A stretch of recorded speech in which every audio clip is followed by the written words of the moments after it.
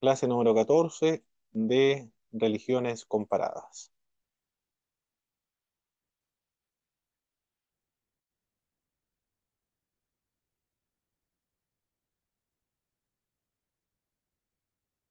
Bien, vamos a ver ahora entonces la religión de los musulmanes o la religión islámica, el islamismo. Estos apuntes son tomados del libro, aquí lo tengo, el libro de Luces sobre el Islam. El autor de esta obra es, aquí dicen, Abdul Kader al-Ashtar. Se publicó en el año 1990 en Santiago de Chile.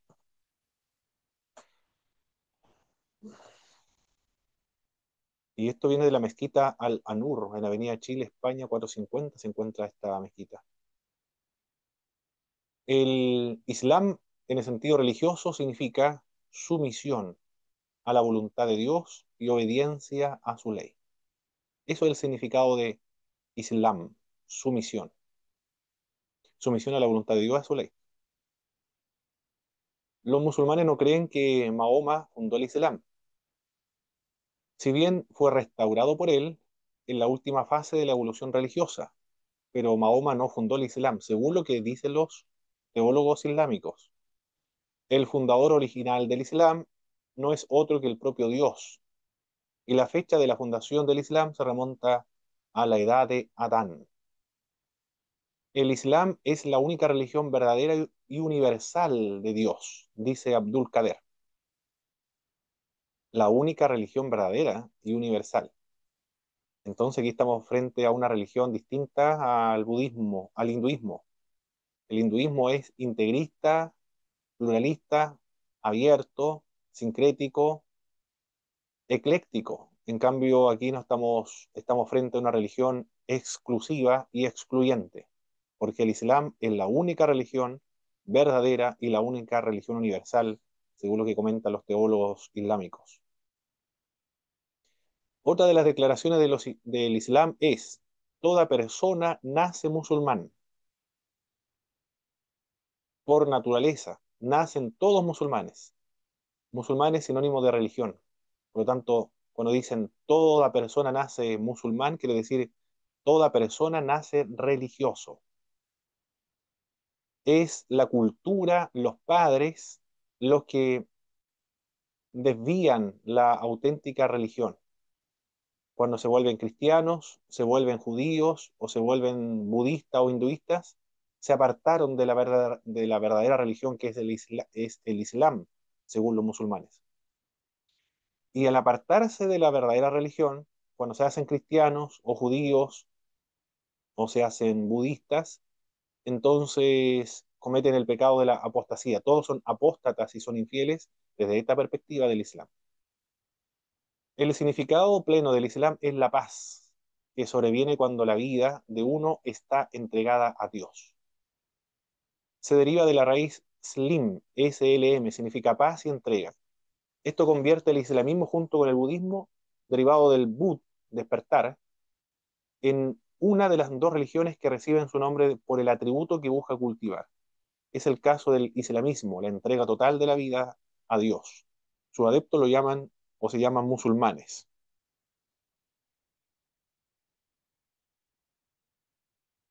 Con respecto a el fundador, bueno, aunque a los musulmanes no les gusta decir que el fundador, tendríamos que decir el reformador del Islam, pero para efectos históricos, no teológicos, el Islam surge con Muhammad o Muhammad.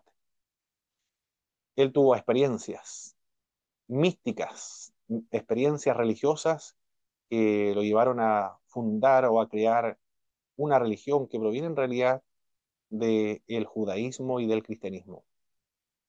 Aquí lo estoy presentando desde el enfoque cristiano, por supuesto, pero considerando lo que ellos hablan acerca de su propia religión. Fue fundada por Dios y es la única religión verdadera y todas las demás están corrompidas. Nació Muhammad en el año 567-572 después de Cristo aproximadamente, en la ciudad de la Meca. Su padre murió probablemente un poco antes de que muriera su madre. Su madre murió cuando Muhammad tenía 6 años. A la edad de 25 años se casó con Jadicha, la famosa Jadicha, de la que hablan los teólogos y los historiadores musulmanes. Era una viuda de bastantes recursos económicos, tenía lazos comerciales, era una empresaria y él se encargó de transportar los productos que ella vendía. Tuvo con ella 2 hijos y 4 hijas. Khadija era 15 años mayor que él, pero le sobrevivieron solamente, cuando nacieron sus hijos, solamente sus hijas, sus hijos fallecieron. Viajó a Siria, conoció en ese lugar al judaísmo y también conoció al cristianismo, pero el cristianismo que él conoció no fue el cristianismo ortodoxo, sino que el cristianismo que él conoció fue un cristianismo heterodoxo. Fueron monjes que provenían y que fueron expulsados, provenían de Constantinopla, pero huyeron de Constantinopla probablemente porque tenían problemas de ortodoxia. No eran cristianos ortodoxos de la doctrina correcta, sino más bien una desviación de la doctrina. Pero proviene del cristianismo bizantino. Cuando hablamos acerca del cristianismo bizantino nos referimos a Constantinopla, actual Estambul. La Constantinopla fue la segunda Roma y allí estaba presente el, el patriarcado de Constantinopla, el primero entre iguales en el Oriente. Hasta el día de hoy se considera como el primero entre iguales. El primo de Jadicha era cristiano, estaba casado, eh, cansado, se cansó de la vida mundanal, se retira a una cueva de la cercanía rocosa de la Meca, en el monte específicamente Gira. Pasó 3 años en ese monte, durante los cuales tuvo experiencias místicas. Estas prácticas de Muhammad de irse a las cuevas, al monte, orar, encontrarse con el Señor, probablemente proviene esta práctica de los monjes que provenían de Bizancio, de la iglesia ortodoxa, eran heterodoxos ellos. Y esto le fascinó, le impresionó esta característica de los monjes. Conoció, recuerden, Siria, conoció a los judíos y cristianos. Debido a este contacto va a extraer algunas doctrinas que son tanto judíos como cristianos. Y en, estes, en esta experiencia, en este apartarse de lo mundano, de buscar a Dios, comienza a tener experiencias extraordinarias, visiones. El arcángel Gabriel le llama. O también este mismo arcángel tiene otro nombre, que es el Espíritu Santo. Por lo tanto, para la teología musulmana, el ángel Gabriel es el mismo Espíritu Santo. Santo Espíritu en el libro del Corán. El nombre Arcángel Gabriel proviene de las experiencias o de los contactos que tuvo con los cristianos. Le manda el ángel recitar un texto mientras le aprieta el libro sobre la boca y las narices, en un trance extático. Esa fue la experiencia, la primera experiencia que tiene Muhammad con este arcángel. También tuvo revelaciones auditivas. En el año 612, después del Señor Jesucristo, se le manda a divulgar las revelaciones que había recibido de parte del arcángel Gabriel. Muhammad obedece convirtiéndose en el apóstol de Alá, una fórmula usada sobre todo por los chiitas. Hay varios grupos dentro de los islámicos, los sunitas, que son la mayoría, y los chiitas son la minoría. En Irán son, sin embargo, la mayoría. Revelaciones auditivas, entonces, el año 612. Luego tenemos un trance de tipo chamánico entre los años 617 y 619. Realiza su ascensión celeste. Está montado en una asna alada. Contempla el paraíso, contempla el infierno. Termina ante el trono de Alá. En el frontal de su estrado ve escrita la escritura sagrada. Él no sabía leer, no sabía escribir. Para nosotros lo podemos considerar esta debilidad efectivamente como una vulnerabilidad de parte del profeta Pero sin embargo, para los musulmanes, esto es evidencia de que efectivamente era un verdadero y auténtico profeta, porque el hecho de que no haya sabido leer ni escribir, y sin embargo le fue revelado el Corán, que no ha sido cuestionado por nadie hasta el día de hoy, y la doctrina que él le enseñó es la más elevada, la más pura, infalible, que ningún erudito, algún sabio del mundo lo ha podido objetar o poner en tela de juicio. Eso indica de que un alfabeto fue usado por Dios para transmitir el Corán. Ellos no lo ven como un defecto, una debilidad, sino más bien como evidencia de que efectivamente Dios la habló. Entonces él ve la escritura sagrada, el Corán. El arcángel Gabriel se la leyó y la hizo inteligible. Él no sabía leer, entonces el arcángel fue el que le leyó el Corán y él luego lo transmitió a otras personas para que transcribieran el Corán. El Islam tiene algunas creencias básicas. El monoteísmo. ¿De dónde aprende el monoteísmo? Del judaísmo y del cristianismo. Claro que yo creo que probablemente más del judaísmo, porque el cristianismo, el, el monoteísmo es un monoteísmo pluralista, compuesto, o un pluralismo compuesto de tres personas, Padre, Hijo y Espíritu Santo. Yo creo que más le impresionó el monoteísmo judío. No hay más Alá, Dios, que Alá, y Mahoma es su profeta en la clave del arco de las creencias islámicas, sustentado o es sustentador de su teología y de su moral. No hay otro Dios que Alá y Mahoma es su profeta. Esta declaración es lo primero que escucha alguien que nace musulmán y lo último que escucha cuando se va de este mundo.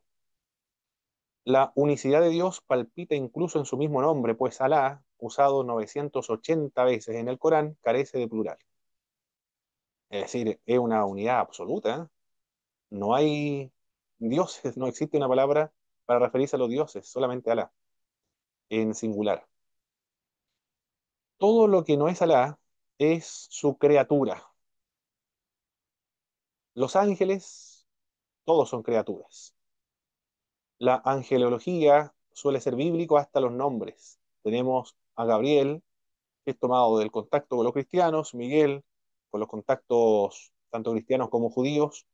Cada hombre va acompañado de dos ángeles, dice el Islam, a modo de los ángeles de la guarda del catolicismo romano. Tienen, entre otros, el encargo estos ángeles de apuntar o de contabilizar las obras de cada uno de los hombres aquí en la tierra. Y esto va a ser considerado después en el juicio final. Los demonios son ángeles que por su orgullo se negaron a postrarse ante Adán, que lleva la imagen y la semejanza de Dios. Por lo tanto, ellos se volvieron demonios no porque se rebelaron contra Dios, sino porque no quisieron postrarse ante Adán. De ahí proviene su rencor contra los descendientes de Adán, por eso que odian a todos los seres humanos. Los genios, esto no está dentro de nues- nuestro sistema de creencias, o no somos conscientes, no estamos familiarizados con esta idea de los genios, pero sin embargo conocemos algo de los genios por medio de las películas, por medio de las series, por medio de dibujos animados. ¿Quiénes son los genios para los musulmanes? Es de origen arábico preislámico, proviene de la cultura y de la tradición árabe, pero antes de que surgiera el Islam. Ellos son seres intermedios entre los ángeles y los demonios y los hombres. Son seres somáticos, tienen un cuerpo, y espirituales, somáticos y espirituales. Son sexuados, es decir, son hombres o mujeres. No son como los ángeles entonces, los ángeles son sexuados, asexuales. Los genios son sexuados, porque puede distinguirse si son hombres o son mujeres. Ordinariamente invisibles, aunque pueden aparecer a los hombres. Por eso que son como intermedio entre los ángeles y los hombres. porque son invisibles, pero también se pueden hacer visibles, son somáticos espirituales. Se pueden dividir en buenos y malos, según se hayan convertido o no al Islam. Es extraño esta idea de los ángeles dentro de los musulmanes, pero se ha conservado en el Islam gracias a la cultura antigua preislámica de los árabes. El hombre, con respecto al hombre, ¿qué creen los musulmanes con respecto al hombre? De las criaturas dotadas de materia, el hombre es la más perfecta, formada por Alá, de un coágulo de sangre, ¿ah? De una gota de esperma, de barro y de una parte del espíritu de Alá, insuflado sobre él y destinado al paraíso o al infierno. ¿De dónde viene ese coágulo? Surge la pregunta acá. ¿Y esa gota de esperma de dónde viene? El barro, eso lo conocemos, barro y parte del espíritu de Alá, eso que se encuentra en el libro de Génesis. Pero un coágulo de sangre, ¿de dónde viene eso? Una gota de esperma. Bueno, no hay respuesta sobre ese tema. Pero pareciera que fuera de materia, bueno, del barro es materia preexistente, pero del coágulo de sangre es la gota de esperma. Pero esa es la creencia islámica de cómo se formó el ser humano. Hay creencias judías cristianas ahí, pero también del coágulo de sangre, la gota de esperma, no es cristiano ni judío esa idea de la forma en que se creó el hombre. Y está destinado el ser humano al paraíso o al infierno. Nace ya destinado al infierno o al paraíso. Aunque el hombre se arrepienta varias veces, si éste está destinado al infierno, se va a perder. Las buenas obras carecen de fuerza salvífica, pues se cree en la predestinación. El ser humano, mire, en el Islam, quizá usted piense o tenga este prejuicio del Islam que la salvación es por medio de las obras en el Islam, pero la salvación no depende de las obras, buenas o malas, ni siquiera depende de la creencia en el Islam, no es por fe en el Islam. La, la salvación, en este sentido, de irse al paraíso o al infierno, no depende ni de la fe, ni de la gracia, ni de las obras, sino que depende del decreto de Dios, depende de la predestinación. Si utilizamos categorías calvinistas como la de Sproul, es por suerte. La gente se salva por suerte, porque tiene mucha suerte de que Dios lo escogió para el paraíso y no para el infierno. Nadie conoce su destino eterno con certeza. Ninguna mujer puede ser profeta, aunque puede ser santa, wali, pero no puede ser profeta, según lo que enseñan el Islam. En este sentido, en la doctrina del hombre se parece el islamismo al calvinismo. El calvinismo, en cuanto a la elección, no se basa en la fe, sino que se basa en la predestinación. Es decir, Dios ya escogió. El hombre no tiene que hacer absolutamente nada, ni creer, ni hacer ninguna obra. Esto depende de si Dios lo escogió o no para salvación, o lo creó para salvación o no. Todos los hombres nacen ya destinados al infierno o al paraíso. Y el ser humano no puede hacer absolutamente nada frente a esa decisión que Dios tomó. Dios tomó la decisión por el hombre. Él decide a quién salvar y él decide a quién no salvar. Es lo mismo que cree el calvinismo en este sentido. Ahí podría surgir algunas preguntas. ¿De dónde extrajo Muhammad esta idea de la predestinación, del determinismo? ¿De dónde lo extrajo? ¿Por qué se parece tanto al calvinismo en este sentido? Por aquí tendríamos que entonces especular un poco. Muhammad es del Medio Oriente, de las zonas árabes, y en Irán está muy cercano a Irán. En Irán está Mani, el que va a establecer esta doctrina del determinismo, el maniqueísmo, el cual influyó sobre Agustín de Hipona, y Agustín de Hipona va a insertar el determinismo en el cristianismo, y de ahí surge después el calvinismo. Puede ser porque se parece mucho cuando yo leí los fundamentos de la fe islámica, el autor de esa obra, que es un teólogo musulmán, trata de compatibilizar el libre albedrío con el determinismo. y los argumentos que emplea son muy parecidos. Es como estar leyendo un libro calvinista cuando trata de compatibilizar el libre albedrío con el determinismo. Por eso surge la pregunta, ¿de dónde extrajeron ellos esta idea del determinismo? Lo más probable que haya estado cercano a Mani, o los maniqueos, los estoicos, los gnósticos, lo más probable, porque es igual a la doctrina calvinista. En este sentido, podemos decir que hay una semejanza con el cristianismo, pero no todos los cristianismos, sino uno solo, que es el calvinismo, en la doctrina de la predestinación. ¿Qué más podríamos decir con respecto al hombre? Bueno, ya hablamos del hombre. El profetismo de Mahoma, eso lo vemos acá, de los 124.000 profetas enviados por Alá, mira la cantidad de profetas, 124.000 profetas que Alá envió antes de Muhammad. Me gusta más emplear el término Muhammad para ser más respetuoso con los islámicos, más que Mahoma, Muhammad, porque así lo pronuncian los teólogos musulmanes. El Corán cita sobre todo, incluso describe la biografía de 25 profetas judeocristianos mencionados en la Biblia. Los musulmanes creen en la condición y misión profética de Adán, fue un profeta, Adán fue islámico, fue, fue musulmán, Enoch, bueno, todos los nombres que yo le voy a mencionar ahora, todos son musulmanes, desde la perspectiva del Islam.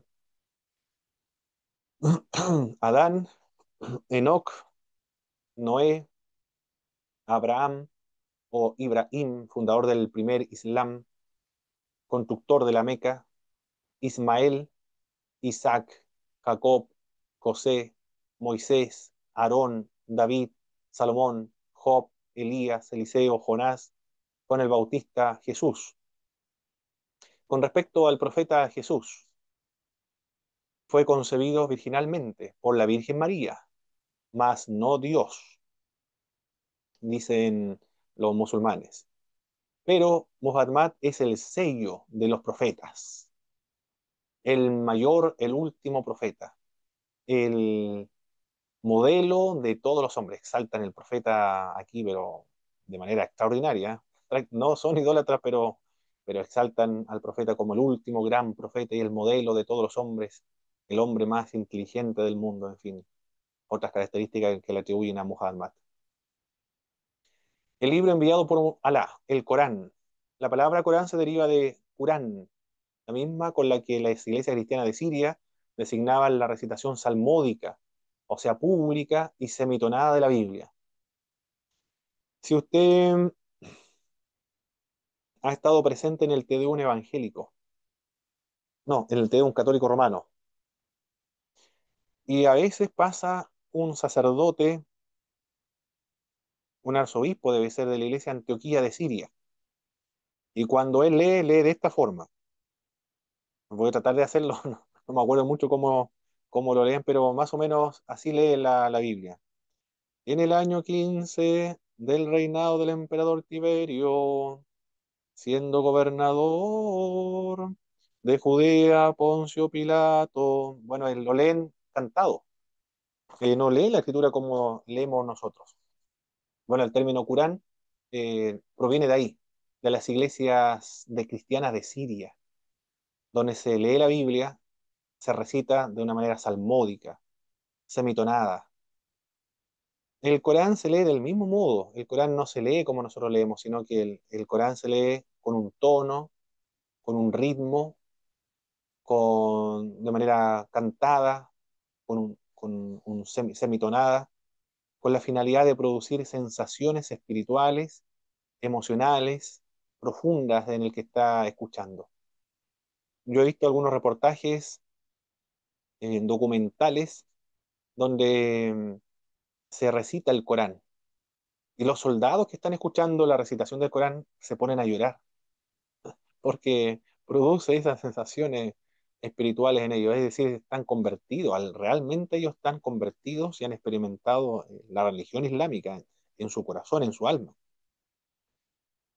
En el Islam se ha desarrollado un verdadero arte en orden a enseñar o recitar el texto coránico con cadencia sobre y sugestiva, solemne y sugestiva. Se dividen en 114 capítulos, a esto se le llama la sura o en castellano azora. Las azoras están ordenadas por su extensión de mayor a menor. Según los musulmanes, Alá es el autor del Corán, no es Muhammad. Muhammad simplemente lo recibió, porque ni siquiera Muhammad sabía leer y escribir. Él simplemente lo recitó, lo que le recitó el ángel Gabriel. El Corán es sagrado, tanto su contenido o texto como su continente, es decir, tapas, pergaminos, papel, tinta, todo eso es sagrado, no solo el contenido para los musulmanes. Por eso es que los musulmanes nunca van a dejar el Corán debajo de la cintura de los musulmanes, siempre debe estar sobre la cintura de los seres humanos, jamás en el suelo, nunca, jamás. Eso es un sacrilegio para los musulmanes, porque es un objeto sagrado. Varios pasajes son interpretados alegóricamente y otros por medio de un literalismo moderado. El Corán es la escritura, entonces, es infalible, el autor es Dios, no se equivoca, no ha sido distorsionado, manipulado o tergiversado por los judíos y cristianos. Es el único libro sin error. La Torá y el Nuevo Testamento de los cristianos, todo eso ha sido distorsionado y todo está corrompido. Y el libro Corán es el único libro infalible. Es lo que dicen los musulmanes. Las escrituras reveladas antes de Muhammad. Es decir, ¿cuáles son las escrituras antes de Muhammad? El Pentateuco, los salmos del Antiguo Testamento, los evangelios del Nuevo Testamento. Son escrituras sagradas, por supuesto, que junto con el Corán eterno, celestial, forman la madre del libro, escrito en el estrado de Alá. Algunas escuelas musulmanas actuales dicen que los judíos y los cristianos han alterado tanto el texto de sus escritos sagrados contenidos en la madre del libro, por culpa de la hermenéutica moderna, que ha quedado gravemente alterada y por consiguiente ya no merece la catalogación de sagrado, concebida por Muhammad, ni pueden ser considerados como texto celestial o eterno, seguro que dicen algunos teólogos musulmanes, pero no solamente por la nueva hermenéutica, sino que también eh, ya ocurrió esto hace mucho tiempo atrás, no solamente por la modernidad, donde se emplea una nueva metodología de interpretación de la Biblia, sino que hace mucho tiempo ya la Biblia se corrompió. Yo he leído a algunos autores y teólogos musulmanes que señalan que el Nuevo Testamento se corrompió, los mismos apóstoles ya lo habían corrompido, y los judíos ya habían corrompido textos sagrados. Las publicaciones, las versiones actualizadas de la Biblia es una evidencia para los musulmanes de la corrupción y versión, porque no todas las versiones de la Biblia dicen lo mismo, sino que son cambiadas, alteradas. Por lo tanto, no es un libro infalible en ese sentido. En cambio, el Corán, como nunca ha sido traducido a otro idioma, algunos lo traducen, pero no lo aceptan porque ellos dicen que el traducir es traicionar, por lo tanto el Corán no se puede traducir a otros idiomas, debe estar solo en el árabe y no se debe actualizar tampoco porque eso ya sería una manipulación del texto sagrado tal cual como Dios lo dejó. Por eso ellos dicen que el único libro sagrado, el único libro infalible, no ha sufrido modificación a través del tiempo. Cuando nosotros le decimos, estas versiones en realidad no son tergiversaciones, ellos sí, son tergiversaciones porque no dice lo que dice el original, porque nosotros fueron el griego. Con respecto al más allá de la muerte, ¿qué opinan los musulmanes con respecto al más allá de la muerte? El juicio particular. Enterrado el cadáver en el sepulcro, su alma está junto a él. Allí deben contestar a tres preguntas formuladas por los ángeles temibles, y estos ángeles se llaman Mundakar y Nakir. La pregunta de estos ángeles es al difunto, al alma que está al lado del cuerpo del difunto: ¿quién es tu Señor? ¿Cuál es tu religión? ¿Quién es tu profeta? Esta es la pregunta. Entonces debe responder el alma del difunto musulmán. ¿Quién es tu Señor? Alá. ¿Cuál es tu religión? El Islam. ¿Quién es tu profeta? Muhammad. Acabado este examen, mueren las almas de los malos, que volverán a unirse a sus cuerpos en el día del juicio. Según las escuelas islámicas, el alma está consciente o inconsciente. No hay seguridad con respecto a si está consciente o inconsciente. Depende de las escuelas. En el día final, nadie conoce la fecha del final de los tiempos. Estará precedido de una inconmensurable catástrofe de toda la naturaleza del universo. Estas ideas lo sacaron del cristianismo entonces. Esta doctrina fue la ocasión de la institución del Islam, la doctrina que obsesionó a Mahoma, el fin de los tiempos. La resurrección de los muertos tendrá lugar cuando aparezca el trono de Alá, sostenido por 8 ángeles y rodeado por todas las huestes celestiales para el juicio. También esta doctrina ya escatológica proviene principalmente del cristianismo. Alá determinará aquel día según lo que Él ha predestinado, unos al cielo y otros al infierno. Aquí no tiene que ver mucho con la creencia o las obras, aquí es por determinismo. Algunos le llaman fatalista, este término no le gusta a los musulmanes que le llaman fatalistas porque en realidad hay una compatibilidad entre la libre albedrío y también entre el determinismo. Eh, pero este determinismo del Islam es como un determinismo, un libre albedrío no libre. El ser humano actúa y hace lo que quiere, aunque es incapaz de hacer lo contrario. Eso es el libre albedrío no libre. Es decir, yo soy libre, actúo, es lo que hice una acción, y es lo que quería hacer, pero no era posible que yo hiciera otra. Ese se llama, ese es el libre albedrío no libre, o libre albedrío compatibilista. Es muy parecido al libre albedrío calvinista. Es como un robot. El robot actúa para lo que fue determinado. Es similar a un personaje de una teleserie, un personaje de un libro. El personaje actúa libremente. No hay nadie que lo coaccione, que lo obligue a actuar de una determinada forma, pero es porque él está actuando libremente, él está realizando un personaje, está representando un personaje que ha sido ideado por un autor. Así ven la vida de todos los seres humanos, el Islam con respecto al hombre. Por eso, en el juicio final, a los que Dios determinó llevarlo al paraíso, a ellos se van al paraíso. Los que Dios determinó llevarlo al infierno, ellos se van al infierno. El cielo y el infierno son similares al cristianismo. La diferencia consiste en considerar el paraíso no solo como la contemplación de Dios, sino encierra también placeres sensibles. En el cielo está dividido como en el infierno en 7 estancias, según las obras de cada uno. Los placeres en el cielo son de todas clases, hasta los más groseros.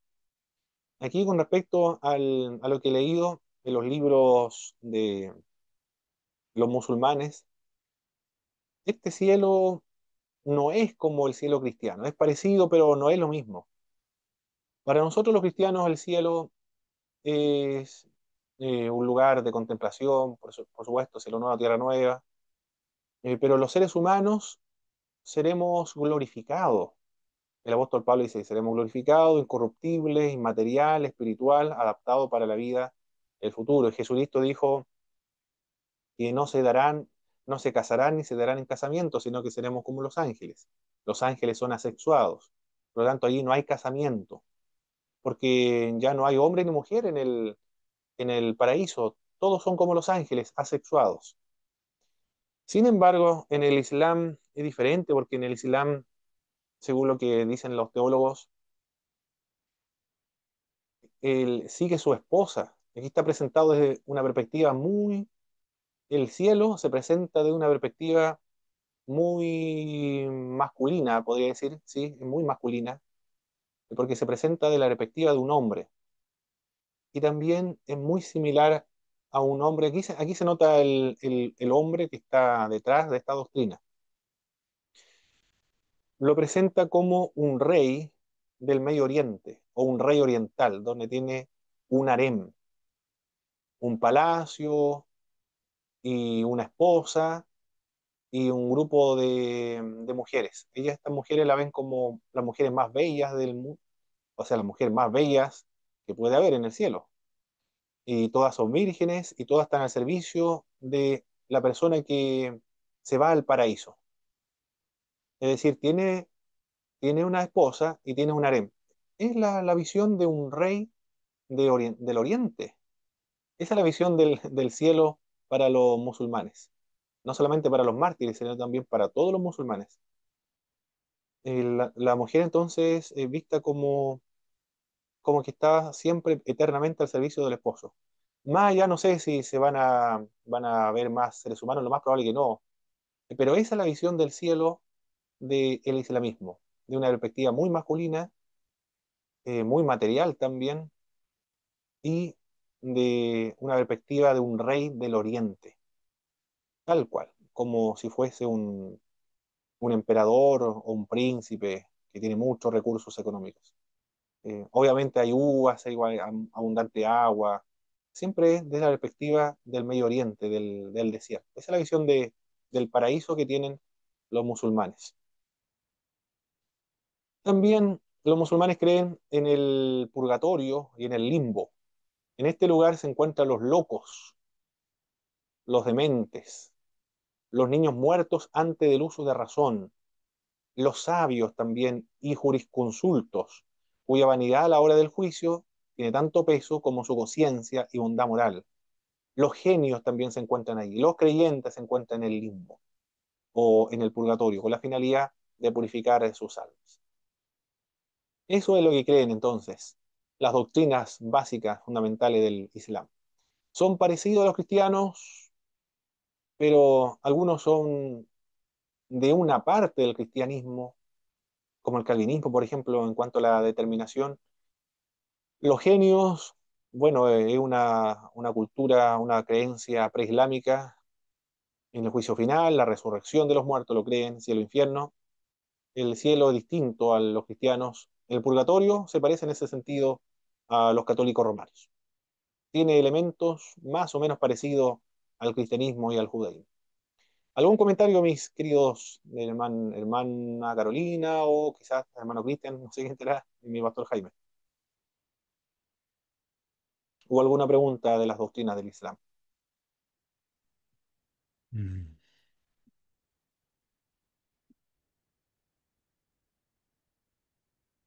Si está hablando mi pastor Jaime, no le escucho, porque No, no, no he hablado. aunque... Ok, ya, pensé que estaba hablando. ¿Ningún comentario entonces? ¿Pregunta hasta ahora? Continuamos Hermano Pablo, entonces. estoy un poquito complicada porque estoy con mis niños, todavía están de vacaciones, entonces ellos meten harto ruido. Ah, Por eso perfecto, tengo muy bien. que... Ya, no hay problema, no hay problema. Los islámicos también tienen algunas obligaciones ético-religiosas. Entre estos son los siguientes, que constituyen los pilares del Islam. Mire, tremenda esta es una peregrinación donde está la Kaaba, creo que se llama, es una piedra negra donde peregrinan todos los musulmanes. La profesión de fe se le denomina la Shahada. Yo atestiguo, no hay más Alá que Alá y Mahoma es el enviado de Dios o el profeta.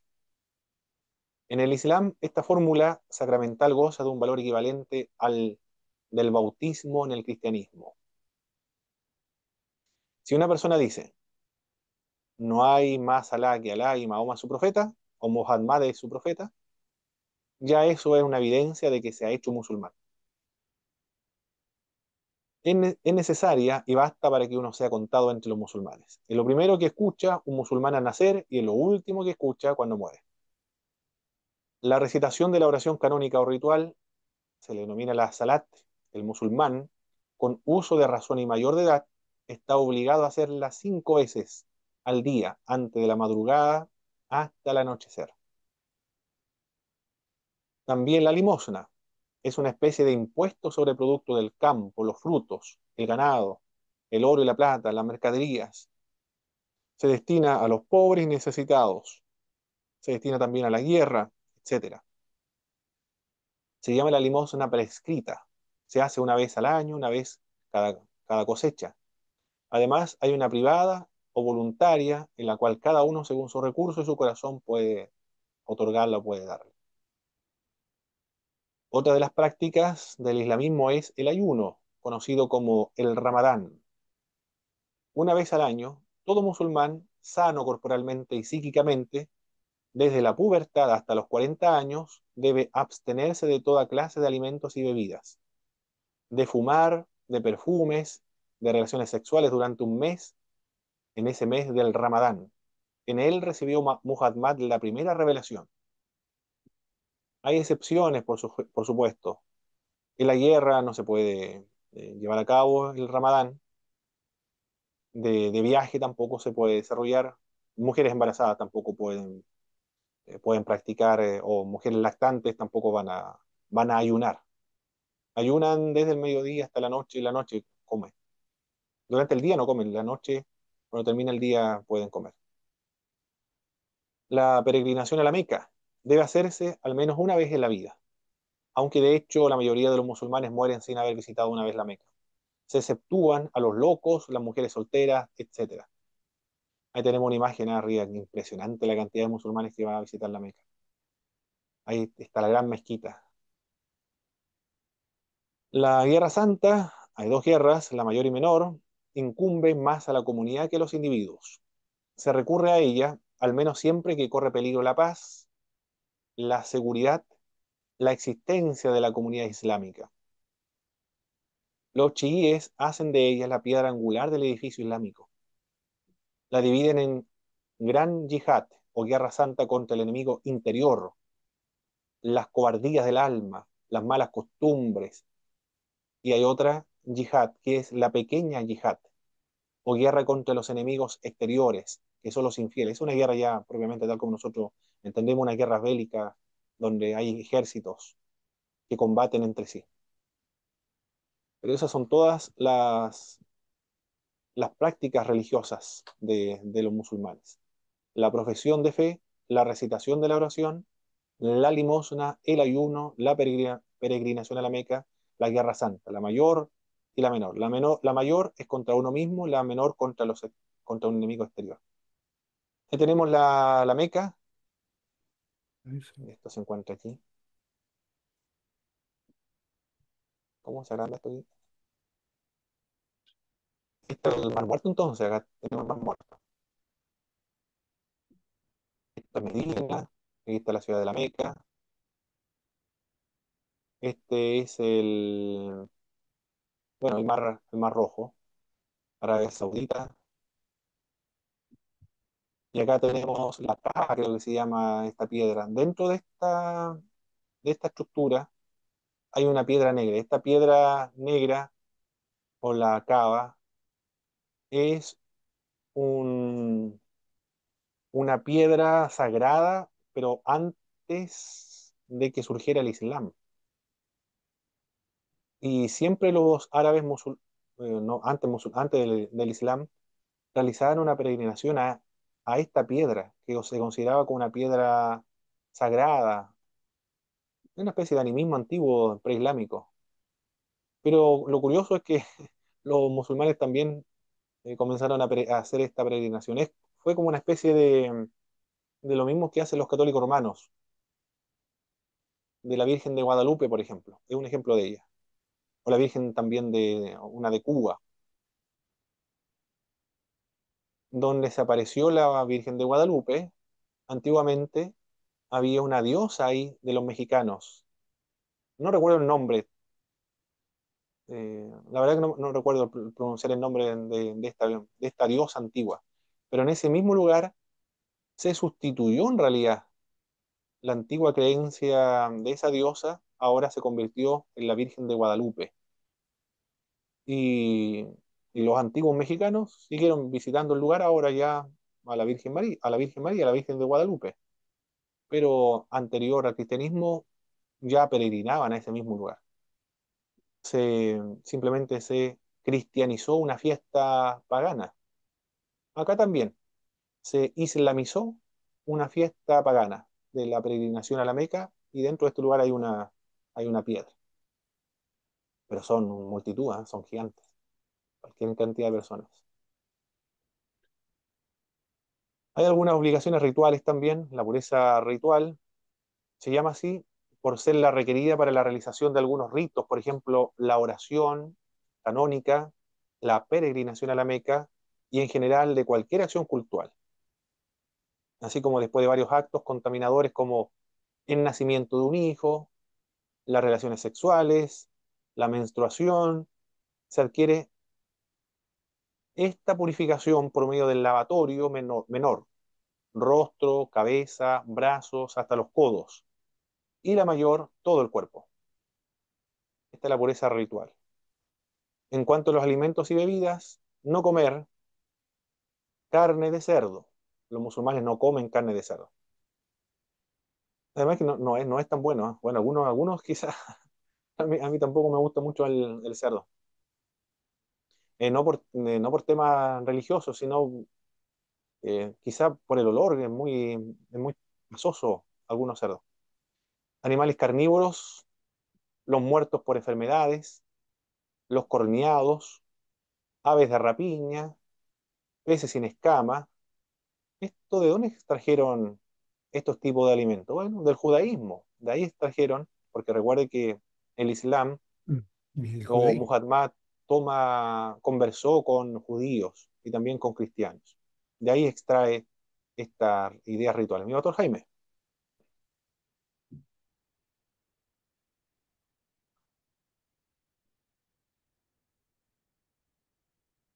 ¿iba a decir algo, mi doctor Jaime? Nada, hermano Pablito. Ah, ok, perfecto. También por el modo de matarlo. No pueden comer algunos animales por la forma en que se matan, si no han sido tras invocar el nombre de Alá. Ah, quieren, miren, interesante. Si no han invocado el nombre de Alá, no se come. Y orientado hacia la Meca, es decir, los animales tienen que matarse invocando el nombre de Alá y orientados hacia la Meca. Y degollados con el pie del matarife encima para que vierta toda la sangre. Bueno, en realidad todos los animales tratan de matarse de esa forma, porque no queda muy buena la carne con sangre en el interior. Se prohíbe el vino, las bebidas alcohólicas, las drogas alucinógenas. En este sentido, es positivo para los islámicos que no tienen problema del alcoholismo ni de drogas alucinógenas. Pero este es el Islam. ¿Qué les pareció el Islam?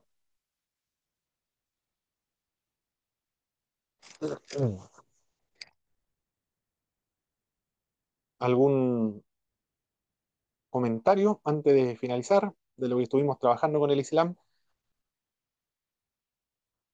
Muy interesante, hermano Pablo, para tener un conocimiento, porque de repente uno escucha o quiere hablar de algo y no junta ni pega. Se mete en Claro, conversaciones de repente como que no latina mucho uno, no tiene mucha información. Entonces igual exactamente, es muy interesante conocer estas religiones, tener conocimiento de ellas, porque uno no sabe el día de mañana dónde se puede encontrar o con quién. correcto. Mm, pero Doctor Jaime. muy interesante la enseñanza, como información y como historia, muy buena, muy buena. Sí.